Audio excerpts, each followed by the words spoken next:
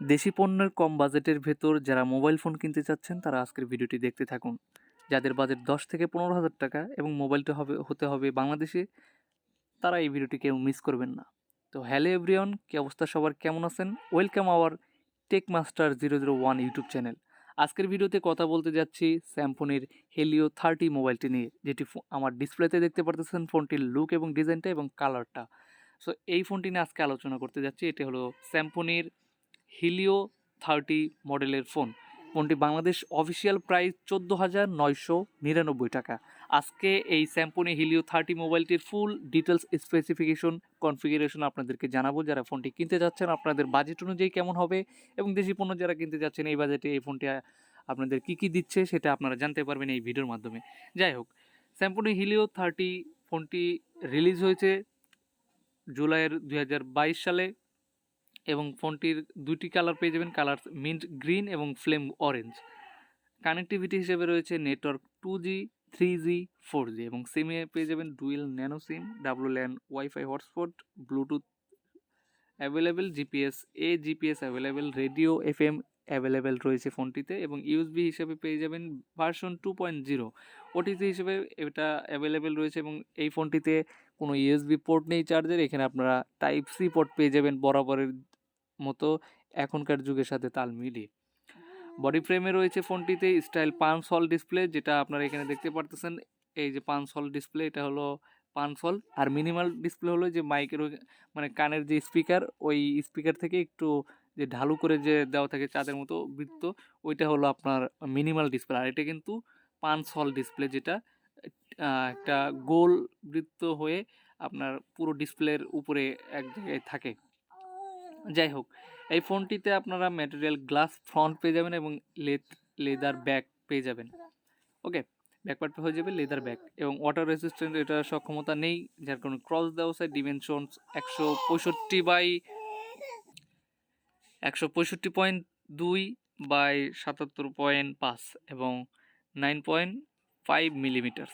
ফোনটির ওয়েট বা ওজনের দিকে আসলে আমরা দেখতে পাচ্ছি যে ফোনটির ওয়েট হবে 200 গ্রাম। ওকে, ডিসপ্লেতে যদি আমরা আসি, ডিসপ্লের সাইজ পেয়ে যাবেন 6.67 ইঞ্চি, এবং রেজুলেশন ডিসপ্লেতে ফুল HD প্লাস 1080/2400 পিক্সেলে ফোনটির রেজুলেশন পেয়ে যাবেন। 394 PPI। টেকনোলজি হিসেবে রয়েছে IPS টাচ স্ক্রিন ডিসপ্লে, এবং প্রোটেকশন ডিসপ্লেতে ক্রস নট অ্যাভেলেবেল, এটাতে কোনো প্রোটেকশন নেই। ফিচার্স হিসেবে পেয়ে যাবেন multitouch always on display. Back ক্যামেরাতে রয়েছে resolution quad 48 megapixel main camera. Feature হিসেবে রয়েছে PDAF LED ফ্ল্যাশ, এবং 108 মেগাপিক্সেলের mode, night mode, macro and more.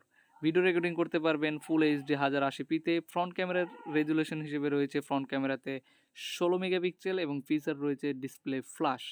Video recording করতে পারবেন ফুল HDতে 1080pতে।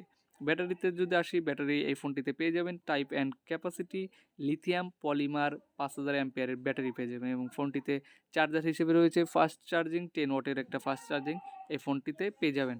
ফোনটির পারফরমেন্স হিসেবে রয়েছে অপারেটিং সিস্টেম অ্যান্ড্রয়েড 11, এটা 12ও না 30ও না।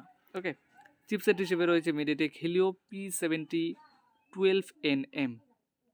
র্যাম হিসেবে রয়েছে 6GB RAM, processor octa core 2.1 GHz, GPU Mali G72, storage ROM 128GB, micro SD slot up to 256GB, sound এটা অ্যাভেলেবেল এখানে দেখাচ্ছে না।